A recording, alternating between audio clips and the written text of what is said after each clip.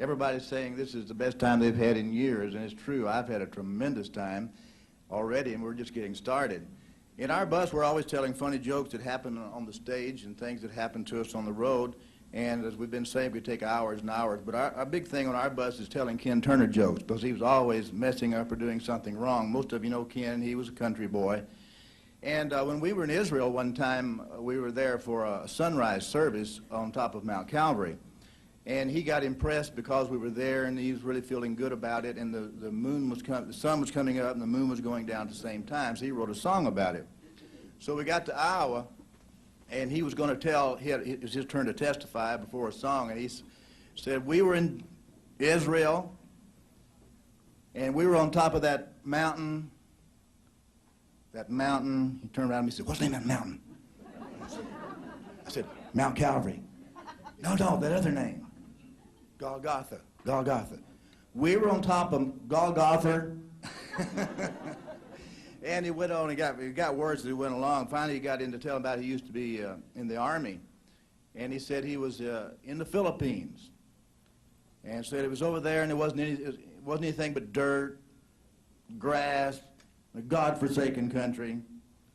And said I was living in sin, just having a good time.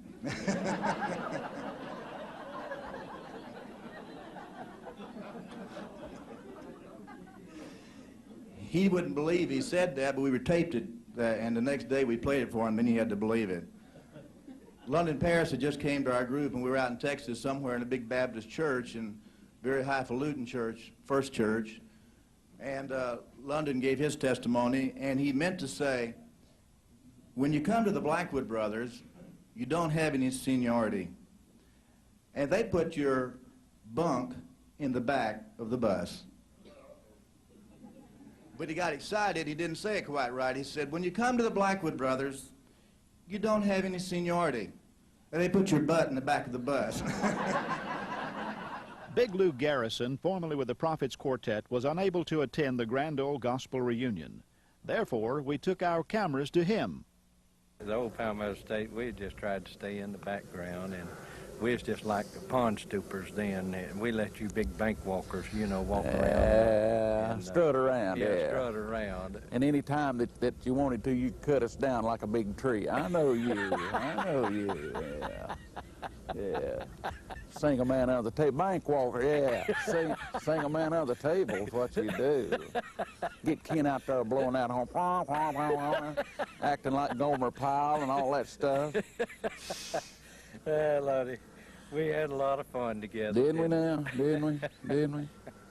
Well, the old Blue Ridge and Lefebvre Trio and the Johnson Sisters and the Prophets Quartet. The old Caravan, yeah. The old Caravan was one of the greatest shows back then outside the old Bob Poole program. Oh, yeah. I got to brag on that. Oh, yeah. Poole. See, Poole was pioneer there, boy. Yeah, we were on 128 stations all over the United States. Syndicated. Yeah, syndicated, and then y'all come right along and took all of our stations away from us. Oh, man. With all that good harmony y'all had. A.O. Stinson come in there, man, and Sonny Simmons. Remember Sonny Simmons? Yeah, Sonny Simmons. Just stole our show away from us. The old Caravan. We had a good show. We had one of the tightest programs that ever was, you know, on stage. We'd start at 8 o'clock, and, buddy, at 10 o'clock we had intermission, and folks was out there by 11:15. We never did go over 11:30. Yeah. And everybody got enough singing, enough exposure and everything in there. But you take y'all in the Lefebvre Trio and Elmo and that Blue Ridge, I tell you, that was solid singing. Yeah. The Lefebvre Trio, when I was growing up, was one.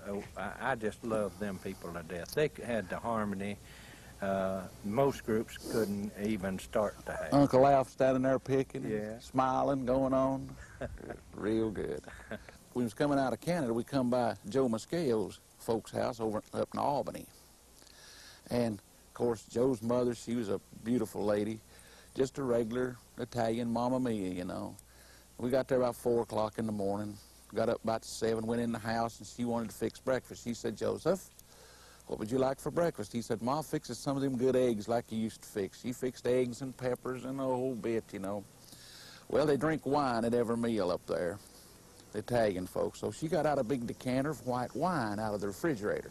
Little Troy was watching with all eyes. She poured him some wine, you know, and he drank it. We ate. I was sitting in the living room where I could see the refrigerator. He didn't know, but there was 2 decanters in there, one with wine and one with olive oil. He got him a glass and sneaked in there real easy like, and he's watching. He got that decanter out, you know, and he poured him a half a glass of olive oil and downed it before he knew what was happening. Oh, he spit and he spluttered and he went on. Later on, I asked him, I said, how's that wine you went in there and stole? He said, it wasn't wine, it's olive oil. I said, I got sick as a dog. I said, that's what you get for trying to steal wine. Oh, he's a caution. He was a caution. You know, you get to thinking back, this isn't too humorous, but we call Ed Hill sweetness. And the reason why, because he's got about the same disposition all the time. Never raised his voice, never got excited about nothing, never got mad. In 13 years, we only had one run-in, he and I did. And we was on the bus, and he said something, and I said, now, honey, I said, if you want to cut a little bit here, I said, we can cut. I said, I can say a few things to cut as deep as you can. And I said 1 or 2 things. Well, he got up and went back to the back of the bus and went to bed. Riding down the road, and I said, this ain't gonna get it. This ain't gonna get it. So I got up out of the front of the bus, walked back to his bunk, sat down on the side of his bunk and slapped him on the hip, and he had his face turned to the wall. I said, you asleep? He said, you know I ain't. I said, roll over here. I said, Hoss, this ain't no good. I said, I'm sorry. Well, he said, I am too. I said, we ain't never had no problem. I said, let's just call it bygones, okay? He said, fine and dandy. And I just reached over and put my arm around his neck and him laying there in the bunk. Kind of hugged him up a little bit. I said, I love you, buddy. Well, he said, I love you too. He said, get on up there in front of the bus. I can go to sleep now. I remember we sang I'll Meet You in the Morning one Sunday afternoon in Suffolk, Virginia. And I learned about this 5 years later. And this man was there with his wife.